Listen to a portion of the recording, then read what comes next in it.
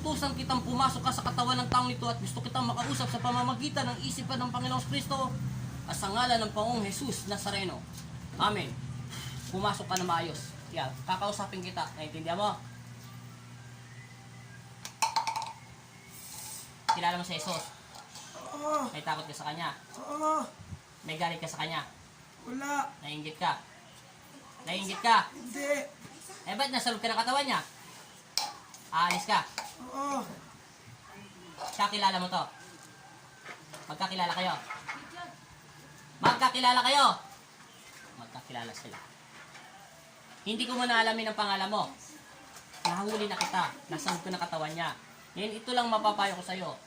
Kung may galit ka sa kanya at magkakilala kayo, magpatawad ka. Naintindihan mo? Naintindihan mo? Oo. Babae ka? Oo. Buhay ka pa? Oo. Tao ka? Malapit ka lang dito? Ha? Yung totoo, pipigain ko ang buong katawan mo. Oo. Oh, magkalapit lang sila rito. Hindi ko man alamin kasi magkakalapit lang kayo. Ayaw ng Diyos na nakikipag-away, ha? Patawarin mo siya. Naintindihan mo? Oo. Patawarin mo tong taong nito kung ano man nagagawa niya kasalanan sa'yo. Naintindihan mo? Oo. Sige. Galit ka lang sa kanya. Oo. Nainggit ka rin. Automatic yun, nainggit ka. Sige. Pagbibigyan kita, ayaw ng Panginoon. Alam ko, nandito lang yun. Malapit lang dito. Sige. Tanggalin mo lahat ng nararamdaman mong sakit. Yung nilagay mo sa kanya. Ayusin mo, para hindi kita pilipitin dyan. May tao dito. Sa isipan ko ng Panginoon sa Kristo, nahuli siya. Pero may duwende sa ilalim ng kama niya. Alam ko nga yung duwende makakausap kasi pumapasok yung itim eh. Hindi niya alam yung ginagawa niya. Kahit sampalin mo ng malakas siya. Yung mga galit sa mga tao sa paligid, hayaan mo na ang Diyos yun, naiintindihan mo? Huwag na kayo mag-away, ha? Alisin mo na nararamdaman mo sakit sa kanya. Lahat ng nilagay mo sakit sa kanya o galit sa puso niya, alisin niyo. Magpatawad kayo sa Panginoon, ha? Pagbubuo na lang ang mundo, nag-aaway-away pa kayo, naiintindihan niyo? Sige, kung nagagalit o nainggit ka sa kanya, labas ako doon, ha?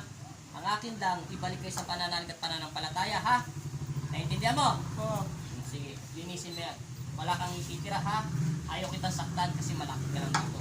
Pag tumiyok ka ng maigi at hinuli kita ng sobra-sobra, tanda mo, may sisigaw dito. Malalaman ko sino yun. Pero ayaw ng Panginoon. Kaya hindi mo na pinapakuha ng Panginoon ang pangalan mo. Naintindihan mo? Alisin mo ang lahat ng naramdaman niyang sakit at yung mga galit na pinapatong mo sa katawan niya. Bilisan mo. Bilisan mo. Lahat. Bilisan mo. Meron pa, wala na? Sige. Huminto ka. Sabi mo, Panginoong Jesus, patawad po sa lahat ng aking nagawang kasalanan. Sa isip ko, sa salita, at sa gawa. At sa mga tao ko rin po nagawang kasalanan. Hindi na po ako magtatanim ng galit o inggit o kainisan ko sa aking kapwa-tao. Naunawaan mo ako. Magpatawad, ha? Pumayo ka sa pangalan ni Jesus.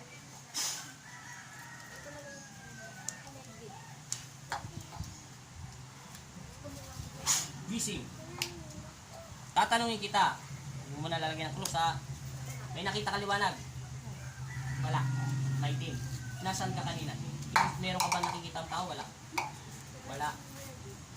Kilala mo si Jesus. Ano pangalan mo? Maria Pilita Padino Pineda. Mainit pa. Walang init.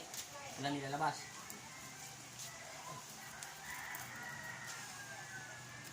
Sige. Tumalon ka. Huwag ka mo na magpinilas. Mamaya na. Pagpag ng sakit mo. Hawakan mo yung tiyan mo. Sige. Konti lang, maid lang. Ganyan lang. Huwag na. Yan. Masakit. Tusukin mo. Masakit. Ang ulo mo. Sige po. Ikaw, tahimik muna yung mga bibig nyo, ha? Huwag muna kayong nagagalit sa kapwa nyo, ha? Ha? Alam mo ba yung sinasabi mo? Ha? Pero iba yung bumubuka sa bibig mo.